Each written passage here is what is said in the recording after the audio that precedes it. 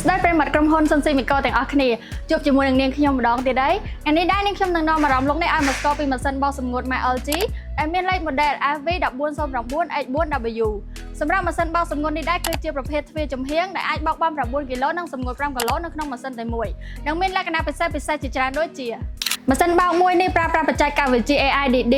ដែលអាចថ្លឹងទម្ងន់សម្លៀកបំពាក់បានដឹងពីកម្រិតភាពទន់រឹងរបស់សាច់ក្រណាត់ដោយស្វ័យប្រវត្តិដើម្បីជ្រើសរើសចលនាការបោកគក់ឲ្យសមជាមួយនឹងសាច់ក្រណាត់ផងដែរលើសពីនេះវាក៏ជួយថែរក្សាសាច់ក្រណាត់បាន 18% បន្ថែមទៀតនៅពេលដែលកំពុងបោកគក់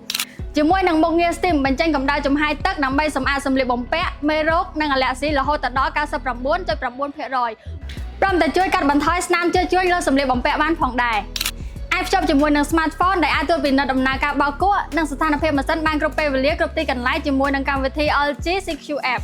ហើយយើងក៏អាចបោកសម្លៀកបំពាក់បានយ៉ាងលឿនត្រឹមតែ59នាទីជាមួយនឹងកម្មវិធី Turbo បានផងដែរ